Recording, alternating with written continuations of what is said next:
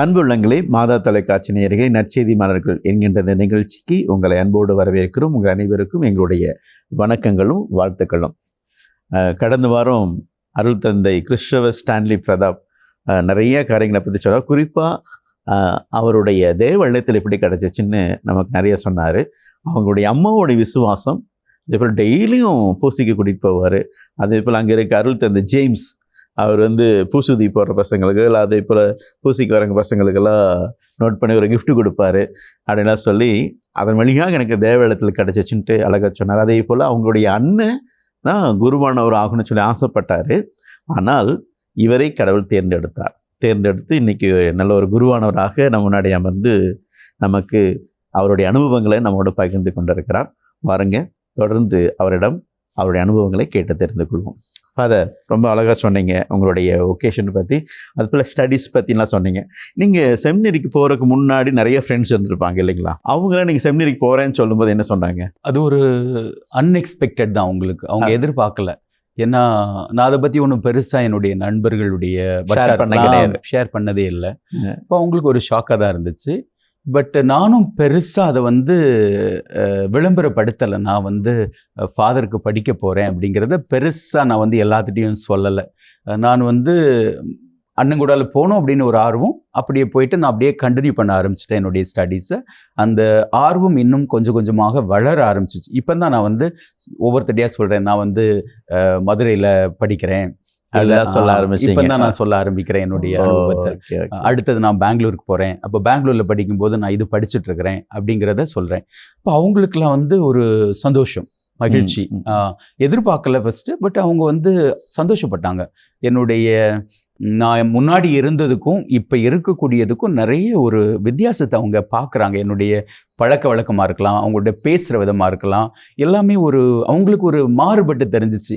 அப்போது என்னால் அதை ரொம்ப தெளிவாக நோட் பண்ண முடிஞ்சிச்சு. எனக்குன்னு ஒரு ரெஸ்பெக்ட் தனியாக அவங்க கொடுக்க ஆரம்பிச்சிட்டாங்க. அப்படி அது எனக்கு ரொம்ப தெளிவாக தெரிஞ்சிச்சு. எனக்கு ரொம்ப நெருங்கிய ஒரு நண்பர், ஒரு ஹிந்து நண்பர். ஆக்சுவலி நிறைய பேர் இருக்கிறாங்க, அதில் இவர் ஹிந்து நண்பர் இன்னும் எனக்கு என்னோட நெருங்கிய தொடர்பில் இருக்கிறாரு. அவர் கல்ஃப் கண்ட்ரியில் ஒர்க் பண்ணிட்டு இருக்கிறாரு. பட் அவர் எனக்கு கொடுக்கக்கூடிய அந்த ரெஸ்பெக்ட் ரொம்ப ஹை. ஆனால் நாங்கள் ரெண்டு பேரும் ஸ்கூல் படிக்கும்போது, கார்மல் ஸ்கூலில் படிக்கும்போது சண்டை போட்டுக்குவோம், பேசாமல் இருப்போம், பேசணும் அப்படின்ட்டு எதிர்பார்ப்போம். ஆனாலும் கோவத்தை உள்ளே வச்சுட்டு அப்படியே மூவ் பண்ணுவோம். But very good friend. இன்னும் நல்ல கான்டாக்ட்ல இருக்காரு. ப்ளஸ் நாங்கள் கிரிக்கெட் விளையாடுறது எல்லாமே அது இருக்கும். ப்ளஸ் என்னுடைய சர்ச்சில் இருக்கக்கூடிய சர்ச் சர்க்கிளில் இருக்கக்கூடியவங்கலாம் இப்போ டிஃப்ரெண்ட் ப்ரொஃபஷனுக்கு போயிட்டாங்க. ஒருத்தர் இன்ஜினியராக யூஎஸில் ஒர்க் பண்ணுறாரு, இன்னொருத்தர் லாயராக சென்னையில் ஒர்க் பண்ணுறாரு, இன்னொருத்தர் டாக்டராக நம்ம ஊர்லேயே ஒர்க் பண்ணுறாரு. ஸோ இவங்களை ஒன்ஸ் இன் அ வைல் நான் மீட் பண்ணும்போது எனக்கு அது தெரியுது, என்னை சாதாரணமாக பார்க்கல, என்ன இன்னும் ஒருபடி மேலே பார்க்குறாங்க அப்படிங்கிறது எனக்கு நல்லா தெரியுது. அவங்க பேசக்கூடிய விதம், என்னை அட்ரஸ் பண்ணக்கூடிய விதம், ஃப்ரெண்டாக இருந்தாலுமே அட்ரஸ் பண்ணக்கூடிய விதம் எனக்கு ஒரு சில சமயங்களில் கொஞ்சம் ஐயோ இது டூ மச்சாக இருக்குதோ, ஒரு ஃப்ரெண்டாக பேச முடியலையே அப்படிங்கிற மாதிரி ஒரு எண்ணம் இருக்குது, சில சமயங்களில் இருக்குது. அவங்க ஃப்ரெண்ட்ஸ் எல்லாம் லைக் பண்ணாங்க, நீங்கள் ஃபாதர் ஆகணும் அப்படிங்கிறத லைக் பண்ணாங்க, என்கரேஜ் பண்ணாங்க. கண்டிப்பாக. Very good father. உங்களோட ஸ்டடீஸ் சொன்னீங்க நீங்கள். ஃபர்ஸ்ட் ஃபிலாசபி, தியாலஜி எல்லாம் படிச்சு, அது அப்புறம் கலப்பணி பற்றி சொன்னீங்க. இதில் சுனாமி வந்த டைமில் தான் நீங்கள் இருந்தீங்க, பட்டினப்பாக்கம் இல்லைங்களா, அந்த இடத்துல ஒர்க் பண்ணீங்க. அந்த அனுபவங்களில் ஸ்டடீஸு, அதே போல் கலப்பணி செஞ்ச இடத்துல இன்ட்ரெஸ்டிங்கானது உங்களுக்குன்னு, இதை என்னால் மறக்க முடியல, இது என்னோடய ஒகேஷனுக்கு இன்னும் ஆழமாக கூட்டிகிட்டு போச்சு அப்படிங்கிற ஏதாவது ஒரு நிகழ்வுகள்? ஃபாதர், ஒரு பர்டிகுலர் எக்ஸ்பீரியன்ஸ் என்ன அப்படின்னா, கஷ்டம் துன்பம் அப்படிங்கிறத நிறைய பார்க்க முடிஞ்சிச்சு, அனுபவிக்க முடிஞ்சிச்சு. ஏன்னா அந்த டைமில் எங்களுக்கு நாங்கள் ஒரு என்ஜிஓவில் ஒர்க் பண்ணோம் ஃபாதர். அவங்க 2000 rupees கொடுப்பாங்க மந்த்லி. அந்த 2000 rupeesல நம்முடைய ஃபுட்டு, நம்முடைய ஸ்டே எல்லாமே நம்ம பார்த்துக்கணும். ஏன்னா நாங்கள் ஒரு பிரதர் அப்படிங்கிறது யாருக்கும் தெரியாது. நாங்கள் ஒர்க் பண்ணுறோம், களப்பணி ஆற்றுறோம் இந்த மக்களுக்காக. Tsunami time. ஆமாம் ஃபாதர், சுனாமி டைமில் ரீஹேப் பொதுவாக. அப்போ இந்த 2000 மேனேஜ் பண்ணுறது அப்படிங்கிறது ரொம்ப கஷ்டமான ஒரு சிச்சுவேஷன். அதுதான் எங்களுக்கான படிப்பினை. அதாவது நாங்கள் வந்து அந்த ஒரு ஒரு ஒரு கஷ்டமான என்வாயர்மெண்ட்லேருந்து அனுபவப்படணும் அப்படிங்கிறதுக்காக தான் இந்த ரீஜன்சி எக்ஸ்பீரியன்ஸ். இப்போ அதில் இன்னொரு எக்ஸ்பீரியன்ஸ் என்ன அப்படின்னா, இந்த நைட்டு வந்து இந்த ரேட்ஸ் இருக்குது பார்த்தீங்களா, நம்முடைய ஃபிங்கர் டிப்ஸை வந்து கடிக்கும் அந்த இடத்துல. நாங்கள் இருந்த ஒரு குடிசையில் காலையில் அது நமக்கு ஒரு சில சமயங்களில் வலிக்கும், ஒரு சில சமயங்களில் தெரியாது, அசந்து தூங்கிடுவோம். காலையில் பார்த்தா இந்த ஹோல் இதில் பார்த்தீங்கன்னா அப்படியே இருக்கும் கடிச்சது. எலி ஆச்சரியமாக இருக்கும். நம்ம வந்து அந்த அன்கான்ஷியஸாக நம்ம என்ன பண்ணியிருப்போம், ஒர்க் பண்ணிட்டு டயர்டாக படுத்து தூங்கிடுவோம். பட் அன்கான்ஷியஸ் நம்ம கண்டிப்பாக அதை மூவ் பண்ணியிருப்போம், அதனால அது போயிருக்கலாம். பட் காலையில் பார்த்தீங்கன்னா அப்படி இருக்கும். அது ஒரு எக்ஸ்பீரியன்ஸ் நான் வந்து எப்பவுமே வந்து நினச்சி பார்க்கக்கூடிய எக்ஸ்பீரியன்ஸ். ஏன் அப்படின்னா, இப்போ சாதாரண மக்களுடைய வாழ்க்கை எப்படி இருக்கும் அப்படிங்கிறத அது நிறையவே காமிச்சிச்சு. பட்டினப்பாக்கத்தில் வந்து 2 குரூப் இருந்தாங்க ஃபாதர். ஒன்று வந்து மீன் பிடிக்கிறவங்க, மற்றொரு குரூப் ஃபாதர். அவங்களுடைய அந்த அந்த வறுமையை பார்க்கும்போது, அவங்களுடைய கஷ்டங்களை பார்க்கும்போதும் அது வந்து என்னுடைய லைஃபுக்கு ரொம்ப யூஸ்ஃபுல்லாக இருந்துச்சு. ஏன் அப்படின்னா, என்னுடைய குடும்பத்திலையும் நான் அதை அனுபவப்பட்டிருக்கிறேன். ஏன்னா என்னுடைய சகோதரர்கள், நான் சொன்ன மாதிரி அந்த 3 சகோதரர்களும் கஷ்டப்பட்டாங்க. சின்ன வயசுலேயே வந்து வேலைக்கு போக ஆரம்பிச்சாங்க. எங்களுக்காக, குடும்பத்துக்காக கஷ்டப்பட்டாங்க அப்படிங்கிறத நான் பார்த்துருக்குறேன். நாங்களும் அந்த கஷ்டத்தில் இருந்திருக்கிறோம் அப்படிங்கிறது எனக்கு வந்து தொடர்பு படுத்த முடிஞ்சிச்சு இந்த அனுபவம். ஸோ அதனால இந்த அனுபவம் வந்து ஒரு பியூட்டிஃபுல் எக்ஸ்பீரியன்ஸ். இதில் என்ன அப்படின்னா, கலெக்டர் கூடால பேச முடிஞ்சிச்சு. இதில் நிறைய கான்ஃபிடென்ட். ஏன்னா இந்த இதுக்கு வந்து நாங்கள் வெரி யங் தான், ஏஜ் எல்லாம் வந்து பார்த்தீங்கன்னா 24-25 தான் இருக்கும். ஆனால் ஒரு கலெக்டர் லெவல்கிட்ட உட்காந்து நம்ம வந்து இந்த ப்ரோக்ராம் பண்ணலாம், இப்படி பண்ணலாம், ஏன்னா இந்த மக்கள் இப்படி இருக்கிறாங்க, இந்த சுனாமியில் அஃபெக்ட் பண்ணவங்க, அதனால இதை செய்யலாம் அப்படிங்கிற ஒரு பிளான் வரையக்கூடிய கான்ஃபிடென்ஸ் அந்த ரெடி பண்ணி கொடுத்தீங்க நீங்கள். ஆமாம், கலெக்டர்கிட்ட. ஆமாம், இது வந்து ஒரு பெரிய குரூப். அது நாங்கள் மட்டும் இல்லை, it's a big group, large group. ஆனால் அதில் லீட் எடுக்க முடிஞ்சிச்சு இந்த எக்ஸ்பீரியன்ஸ். அது வந்து சரியான ஒரு லேர்னிங். ஏன்னா நான் கொஞ்சம் என்னுடைய குழந்தை பருவத்தை பார்த்தோம் அப்படின்னா கொஞ்சம் ஷை டைப்னு தான் நான் நினைக்கிறேன். ஆனால் இப்போ அப்படி என்னால் பார்க்க முடியல. என்னால் ஃப்ரீயாக பேச முடியுது, மூவ் பண்ண முடியுது, எதையும் செய்ய முடியுது. அப்படின்னு பார்க்கும்போது இந்த களப்பணியும் ஒரு கான்ட்ரிபியூட்டர். கண்டிப்பாக இந்த அளவுக்கு நீங்கள் வளர்ச்சி அடைகிறதுக்கு அதெல்லாம் ஒரு எக்ஸ்பீரியன்ஸ் வந்து அனுபவமாக இருந்திருக்கு உங்களுக்கு, இல்லைங்களா? கண்டிப்பாக. இந்த களப்பணியும் கூட என்னுடைய ஃப்யூச்சரில் நான் வந்து ஆப்பிரிக்காவுக்கு போவதாக இருக்கலாம், அல்லது பிலிப்பைன்ஸில் போய் பணியாற்றுவதற்காக இருக்கலாம், இதுவும் கண்டிப்பாக கான்ட்ரிபியூட் பண்ணியிருக்கு அப்படின்னு தான் நான் நினைக்கிறேன். கடவுள் எதையுமே சாதாரணமாக செய்கிறது கிடையாது, ஏதாவது ஒரு காரியத்துக்காக தான் செய்கிறார். அதனால் உண்மையில் பாடணும். உங்களோட ஸ்டடீஸ் அதில் ஏதாவது ஒரு மறக்க முடியாத அனுபவங்கள்? தியாலஜி படிக்கும்போது ஃபாதர், அது வந்து நல்ல ஒரு இன்ட்ரெஸ்டிங்கான ஒரு ஃபேக்டர். என்ன அப்படின்னா, சில சமயங்களில் வந்து ப்ரொஃபஸர்ஸ் வந்து நிறைய படிக்க கொடுப்பாங்க. அவங்களுக்கு வந்து எக்ஸ்ட்ரா படித்து நம்ம வந்து பேப்பரில் அதை எழுதணும் அப்படின்னு அவங்க சாதாரண சப்ஜெக்ட் மேட்ரு படிக்கிறத விட்டுட்டு எக்ஸ்ட்ரா ரீடிங் கொடுப்பாங்க. அப்போ அந்த எக்ஸ்ட்ரா ரீடிங்கில் நம்ம படித்து எழுதணும் அப்படின்னா கண்டிப்பாக மார்க் எக்ஸ்ட்ரா கிடைக்கும். அப்போ ஒரு எக்ஸாமுக்கு நான் என்ன பண்ணேன்னா, என்னுடைய சீனியருக்கும் எங்களுக்கு அது சைக்கிளிக் மெத்தட்னால அவரும் அதே கோர்ஸ் தான் பண்ணுறாரு, நானும் அதே கோர்ஸ். எக்ஸாக்ட்லி. அப்போ அவர் என்ன பண்ணுறாரு, இந்த ரீடிங்கை முடிச்சுட்டாரு. நான் கேட்டேன் போயிட்டு, படிச்சிங்களா அப்படின்னா, ஆமாம் நான் வாசித்தேன், எனக்கு மட்டும் ஒரு ஹெல்ப் பண்ணுங்கள், நீங்கள் என்ன படிச்சிங்களோ அதை சும்மா சொல்லுங்கள், நான் கேட்டுக்கிறேன் அப்படின்ட்டு கேட்டேன். கேட்டுட்டு எக்ஸாம் எழுதிட்டேன். எக்ஸாம் எழுதுனா எனக்கு அவரோட பெட்டர் மார்க். அவரு வந்து போயிட்டார். ஸோ அது ஒரு அனுபவம். பட் இந்த இறையல் அப்படின்னு பார்க்கும்போது அதே நேரத்தில் வந்து நானும் வந்து கேட்டகிசம் இன்சார்ஜாக இருந்தேன். தமிழ் கேட்டகிசம், பெங்களூரில் தமிழ் கேட்டகிசம், அதுக்கு இன்சார்ஜாக இருந்தேன். அப்போ அதுக்கு வந்து ஒரு எக்ஸ்ட்ரா இனிஷியேட்டிவ் எடுக்க முடிஞ்சிச்சு இந்த இறையல் படிக்கும்போதே. அது வந்து ஒரு 1 இயர் வந்து கேட்டகிசம் இன்சார்ஜாக இருந்தேன். இன்னொரு 1 இயர் வந்து ஒரு சப்ஸ்டேஷனுக்கு போயிட்டு இருந்தேன். அப்போ அது வந்து பக்கத்தில் எங்களுடைய ஆலயம் வந்து தூய ஆவியார் ஆலயம் அல்லது இடைவிடா சகாய அன்னை ஆலயம் பெங்களூரில். அது பக்கத்தில் இருந்தது வந்து செயின்ட் ஜோசப் சப்ஸ்டேஷன். இப்போ வந்து அது பங்கா மாறிச்சு. அப்போ அங்கே வந்து நான் வந்து பணியாற்றுவதற்காக சண்டேக்காக போனேன். இப்போ என்ன பண்ணுவோம் அப்படின்னா, அங்கே வந்து அவ்வளோ இன்ட்ரெஸ்டிங்காக மக்கள் வந்து அப்போ தான் வர்றாங்க, பூசைக்கு வருவாங்க, போவாங்க. இப்போ ரீடர்ஸ் குரூப் ஆரம்பிச்சு விட்டோம்.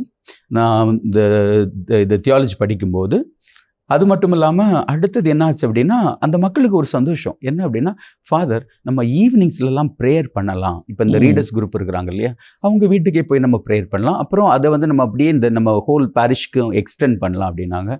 எனக்கு சந்தேகம், ஏன்னா என்னுடைய ஃபாதர் இன்சார்ஜ் விடுவாரா அப்படிங்கிற சந்தேகம். சண்டேயில் மற்ற அவங்களுக்கு வந்து வீக் டேஸில் வைப்பாங்க. இப்போது நான் சொன்னேன், நல்ல ஐடியா, நீங்கள் கண்டிப்பாக பண்ணணும், பட் நான் வருவேன்னா எனக்கு தெரியாது அப்படின்னோன்னா எங்கள் ஃபாதர்கிட்ட பேசணும்னு எங்கள் ஃபாதர் என்கரேஜ் பண்ணார். Please go, please go. அது வந்து ரெண்டையும் ஸ்டடீஸையும் மினிஸ்ட்ரியை வந்து இன்டகிரேட் பண்ணுறதுக்கும் யூஸ்ஃபுல்லாக இருந்துச்சு. அதே இப்போ ஒன்று சொன்னீங்க, நீங்கள் கிராமத்திலிருந்து செமினரிக்கு போன எல்லாம் இங்கிலீஷில் இருக்கும். அது நானும் எக்ஸ்பீரியன்ஸ் பண்ணியிருக்கிறேன். அந்த அனுபவம் எப்படி இருந்துச்சு ஃபாதர் உங்களுக்கு? ஃபஸ்ட்டு ரொம்ப கஷ்டம்தான் ஃபாதர். லாங்குவேஜ் அப்படிங்கிறது வந்து ரொம்ப கஷ்டமாக இருந்துச்சு. நம்ம பேசுகிறது தப்பாக இருக்குமோ, எல்லாம் சிரிப்பாங்களோ, ஒரு ஒரு அவமானம், அந்த மாதிரி ஒரு ஷாய் ரெண்டுமே வந்து எப்போவுமே இருக்கும். அப்போது இந்த ரெண்டுமே உண்மையாகவுமே நமக்கு இருக்கக்கூடிய டேலண்ட்டை வெளிப்படுத்த விடாது. இப்படி இந்த ஸ்ட்ரகிள் ரொம்ப ரொம்ப இருந்துகிட்டே இருந்துச்சு. அது வந்து எப்போவுமே இப்போ எங்களுக்கு வந்து வெள்ளிக்கிழமை தோறும் வந்து மறைவுரை ப்ராக்டிஸ் இருக்கும். அது இங்கிலீஷில் தான் இருக்கும். ஒரு சர்மனை படிச்சுட்டு அதை அப்படியே நாங்கள் வந்து ப்ரீச் பண்ணணும். ப்ரீச் பண்ணும்போது எங்களுடைய ப்ரொஃபஸர்ஸ்லாம் உட்காந்துருப்பாங்க. எல்லாருமே வந்து ஹைலி ப்ரொஃபஷனல்ஸ். அவங்களாம் அவங்க அது நல்லா லாங்குவேஜும் நல்லா இருக்கும் எல்லாமே. இப்போ அங்கே போன உடனே நமக்கு வந்து அந்த ஒரு தடுமாற்றம், ஒரு பயம் இருக்கும், வராது வார்த்தைகள். அதெல்லாம் வந்து இன்னும் கான்ஃபிடென்ஸை ஒரு சில சமயங்களில் குறைச்சிருக்குது அப்படின்னு தான் நான் சொல்லுவேன். அந்த நம்பிக்கை இல்லாமல் ஆகிருக்குது. பட் எனக்கு தெரிஞ்சு நாங்கள் வந்து திருத்தொண்டர் ஆன பிறகு நாங்கள் முடிவு பண்ணோம் எங்கள் குரூப்பில் எல்லாருமே, எந்த ஒரு ஆப்பர்ச்சுனிட்டி கிடைத்தாலும் மிஸ் பண்ணக்கூடாது. நம்முடைய எஃபர்ட் எவ்வளவு நம்ம வந்து போட்டு அதை முழுமையாக ஈடுபாடோடு அதில் நம்ம செய்வோம், கடவுள் ஆசீர்வதிப்பார் அப்படிங்கிற நம்பிக்கையில் அப்போ ஆரம்பித்தோம் எங்கள் ஹோல் குரூப்புமே. அதுக்கு பிறகு பார்த்தோம் அப்படின்னா எனக்கு இந்த பயம் அப்படிங்கிறது வந்து இன்னும் ரொம்ப கம்மியாயிடுச்சு.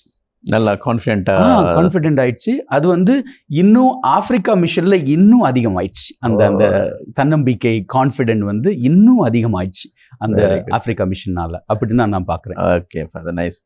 ஸ்டடீஸ்லாம் முடிஞ்சு ஃபாதர் ஆனீங்க இல்லைங்களா? ஆமாம் ஃபாதர். எந்த வருஷம் ஃபாதர்? 2009 ஏப்ரல் 29 ஓ, நைஸ் நைஸ் நைஸ். இப்போ 15 வருஷம் ஆச்சு இல்லைங்களா ஃபாதர்? ரொம்ப ரொம்ப சந்தோஷம் ஃபாதர். நீங்கள் ஃபாதர் ஆறீங்க, ஆர்டினேஷன் கொடுக்குறாங்க இல்லைங்களா? அந்த டைமு அம்மா அப்பா அவங்களாவுடைய எப்படி இருந்தாங்க, எப்படி எதிர்பார்த்தாங்க? கண்டிப்பாக ஃபாதர், அம்மாவுக்கு வந்து இந்த உலகமே அவங்க கையில் இருக்கிற மாதிரி ஒரு உணர்வு, அதை என்னால் தெளிவாக பார்க்க முடிஞ்சிச்சு. இந்த குருப்பட்டம் அப்படிங்கிறது வந்து அவங்களுக்கு கடவுள் கொடுத்த மாபெரும் கொடை.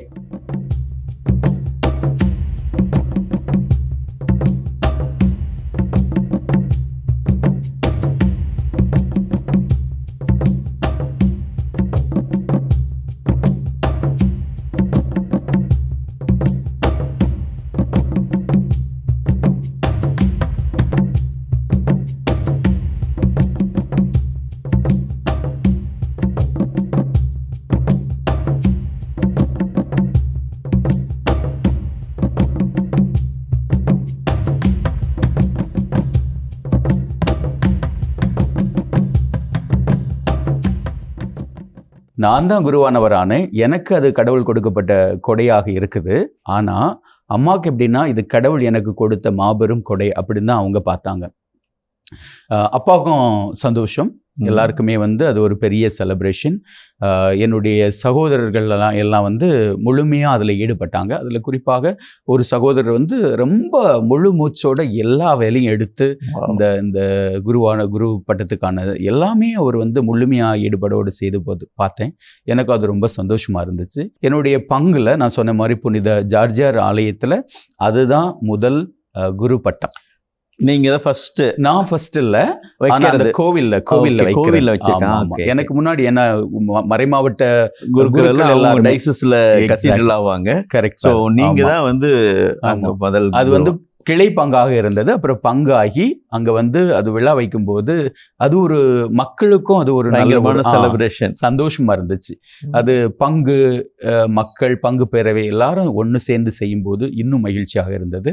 அப்புறம் என்னுடைய இரட்சகர் சபை குருக்கள் அதனுடைய அவங்களுடைய பங்களிப்பு வந்து ரொம்ப ஹையாக இருந்துச்சு. ஏன்னா அந்த கமெண்ட்ரி எல்லாமே பாட்டு எல்லாம் அவங்க எடுத்து அவங்களே வந்து இன்வால்வ் ஆகி எல்லாம் எடுத்து செய்யும்போது என்னுடைய சீனியர்ஸ் எனக்கு முன்னாடி இருந்தவங்க நாங்கள்லாம் தியாலஜி படிக்கும்போது ஒன்றா தான் படித்தோம். அவங்க அதை செய்யும்போது இன்னும் மகிழ்ச்சியாக இருந்தது, சந்தோஷமாக இருந்துச்சு. அந்த ஒரு அனுபவம் என்னுடைய ப்ரொஃபஸர்ஸ் இருந்தாங்க. இதெல்லாம் வந்து இன்னும் நினைக்கும் போது அது ஒரு ஆர்டினேஷன் டே வந்து மறக்க முடியாது எந்த ஃபாதருக்கும். ஒரு மிகப்பெரிய ஒரு காரியம் அது. ஆமாம். அம்மா பற்றி நீங்கள் சொல்லும்போது எனக்கு ஞாபகம் வருது. ஒரு ஃபாதர் அழகாக சொல்லிட்டு இருந்தார். ஃபாதரை விட நான் சாமியார் ஆகும்போது மக்கள் சொன்ன ஒரு வார்த்தை நல்லா இருந்துச்சு. என்ன வார்த்தைன்னா, ஒரு பேரண்ட்டுக்கு வந்து ஒருத்தவங்க டாக்டர் ஆகிறது பிரச்சனை இருக்காது, அது கல்யாணம் பண்ணுறது பிரச்சனை இருக்காது. ஒரு இன்ஜினியர்னு சொல்லலாம், நோ ப்ராப்ளம். என் பையன் வந்து வக்கீல் அப்படின்லாம், ஏன்னா இது நிறைய பேத்துக்கு இருக்கிறாங்க. ஆனால் ஃபாதருடைய அம்மா என் பையன் ஃபாதரு இல்லை என் பையன் என்னுடைய புள்ள வந்து சிஸ்டர் அப்படின்னு சொல்லும்போது it's very rare. Okay father, ரொம்ப சந்தோஷம். ஃபாதர் ஆன பிறகு நீங்கள் எங்கெங்கெல்லாம் பண்ணி செஞ்சீங்க? ஓகே ஃபாதர், நான் குரு பட்டம் பெற்ற உடனேயே எங்களுக்கு வந்து ஒரு 6 மாதங்கள் வந்து இந்த மறையுறை பயிற்சிக்காக பாஸ்டல் இயர் அப்படின்ட்டு உண்டு. அது திரும்பியும் நாங்கள் வந்து பெங்களூருக்கு தான் போனோம் ஆர்டினேஷன் வாங்கிட்டு. அது முடிஞ்ச பிறகு எனக்கு வந்து ஃபர்ஸ்ட் அப்பாயின்மெண்ட்டில் எனக்குள்ள வந்து ஒரு டிசையர் இருந்துக்கிட்டே இருந்து, நான் திருத்தொண்டர் ஆன பிறகு எனக்கு ஒரு டிசையர் இருந்துகிட்டு இருந்துச்சு. என்ன அப்படின்னா, நான் வந்து ஃபாரினில், அதாவது ஆஃப்ரிக்காவில் பர்டிகுலராக ஒர்க் பண்ணணும், ஒரு மறைபரப்பு பணியில் நான் ஈடுபடணும் அப்படிங்கிற எனக்கு ஒரு ஆர்வம் இருந்துச்சு. ஏன் அப்படின்னா, எங்களுடைய குருவானவர்கள் அங்கே ஒர்க் பண்ணுறாங்க, எங்களுடைய சபை அங்கே இருக்குது. அப்போ ஒரு சில ஃபாதர்ஸ் அங்கேருந்து வரும்போது அவங்களுடைய எக்ஸ்பீரியன்ஸ் அனுபவங்களை எங்களோடு ஷேர் பண்ணுவாங்க. அது பொதுவாகவே தியாலஜியில் இருக்கும்போது இப்போ கெஸ்ட் ஃப்ரீஸ்ட் வந்தாங்க அப்படின்னா, அதுவும் இது மாதிரி ஆஃப்ரிக்கா மிஷன் பிளேஸ்லேருந்து வந்தாங்க அப்படின்னா அவங்கள கூப்பிட்டு ஒரு என்ன சொல்கிறது, கான்வர்சேஷன், டயலாக், அவங்களுடைய அனுபவங்களை ஷேர் பண்ண வைப்பாங்க. அப்போ அது எனக்கு கேட்கும்போது அது மைண்டில் எனக்கு நிறைய இருந்துச்சு. அப்போ நான் ஏற்கனவே எங்களுடைய ப்ரொவின்ஷியல்கிட்ட சொல்லிட்டேன், நான் எனக்கு வந்து கண்டிப்பாக ஆஃப்ரிக்காவுக்கு போகணும் அப்படின்னு ஆசை இருக்குது அப்படின்னோடனே ப்ரொவின்ஷியலுக்கு ரொம்ப சந்தோஷம். ஏன் அப்படின்னா, யாருமே வாலண்டியராக வந்து எங்கள் இதுலேருந்து போகிறதுக்கு யாருமே இல்லை. ஏன்னா நாங்கள் ஒரு மிஷனை வந்து 1991 அங்கே ஆரம்பித்தோம். பெங்களூர் ப்ராவின்ஸுடைய இரட்சகர் சபை குருக்கள் வந்து இந்தியாவிலேருந்து கென்யாவில் போய் இந்த மிஷனை ஆரம்பித்தாங்க. அது ஆரம்பிக்கும் போது 3 பேர் தான் போனாங்க. அப்போது நிறைய பேர் வந்து போயிட்டு வந்துடுறாங்க, அப்படியே நம்பர் ஒன்றும் பெருசாக போகலை. அதனால் அவங்களுக்கு ரொம்ப சந்தோஷம். பட் அது அப்படியே போயிட்டு இருந்துச்சு. அப்புறம் என்னாச்சு அப்படின்னா, எனக்கு வந்து நான் திரும்பி அந்த இதை சொல்கிறேன். அப்படி சொல்லும்போது என்னுடைய மற்ற குருக்கள், ஒரு சில குருக்கள் என்ன சொன்னாங்க அப்படின்னா, இப்போமே நீ போன அப்படின்னா உனக்கு இங்கே உனக்கு எந்த ஒரு அனுபவம் இருக்காது, உன்னுடைய களப்பணி இங்கே வந்து இல்லாமல் போயிடும். அதனால பெட்டர் நீ என்ன பண்ணு, போ, ஒன்றும் பிரச்சனை இல்லை, பட் நீ இங்கே ஒரு சில ஆண்டுகள் பணி புரிஞ்சுட்டு அப்புறம் போ அப்படின்னாங்க. அப்போ எனக்கு மைண்டு வந்து இப்போ அப்படியே வேவரிங் ஆரம்பிச்சிச்சு. ஓகே, அதுதான் கரெக்டாக இருக்கும் போல இருக்குது. ஏன்னா எனக்கு ரூட்டு இங்கே தான். அப்போ நான் இங்கே எதுவுமே இல்லாமல் நான் டைரெக்டாக போயிட்டேன் அப்படின்னா, அப்போது சப்போஸ் நான் வந்துட்டேன் அப்படின்னா என்ன பண்ணுறதுன்னு தெரியாது அப்படின்ட்டு ஒரு பயம், ஒரு கலக்கம் இருந்தது. இப்போ நான் போயிட்டு ப்ரொவின்ஷியல்கிட்ட சொல்கிறேன், ஃபாதர் இது மாதிரி நான் ஃபீல் பண்ணுறேன், ஒரு சிலர் எனக்கு இது மாதிரி சஜஷன் கொடுக்குறாங்க, அதனால் நான் வேணால் ஒரு 2 வருஷம் 3 வருஷம் கழிச்சு வேணால் நான் போகிறேன் அப்படிங்கிறேன். உடனே ப்ரொவின்ஷியல் தெளிவாக சொன்னார் என்கிட்ட, கிறிஸ்டோஃபர், அங்கே தேவை இருக்குது, அதுவும் இப்போ தேவை இருக்குது. நீங்கள் யங்காக இருக்கிறீங்க, கண்டிப்பாக உங்களுக்கு ஈஸியாக அடாப்ட் பண்ண முடியும், அதனால் இதுதான் ரைட் டைம் நான் நினைக்கிறேன் அப்படின்னு அவர் சொன்னார். இப்போது என்னுடைய ஃப்ரெண்ட் சர்க்கிள் இங்கே, ஆமாம் சொல்கிறேன், இங்கே இருக்கிறவங்க ஒரு சில கொஞ்சம் பெரியவங்க எல்லாருமே என்ன சொல்கிறாங்கன்னா, இங்கே அனுபவப்பட்டுட்டு அங்கே போ அப்படிங்கிறாங்க. ப்ரொவின்ஷியல் எனக்கு இந்த மாதிரி சொல்கிறாரு. இப்போ நான் டைம் எடுத்துக்கிட்டேன், கொஞ்சம் ஒரு சில நாட்கள் ப்ரேயருக்காக நான் டைம் எடுத்துட்டேன். எதுவாக இருந்தாலும் நம்ம கடவுள்கிட்ட வச்சுட்டு நம்ம முடிவு எடுக்கலாம் அப்படின்ட்டு.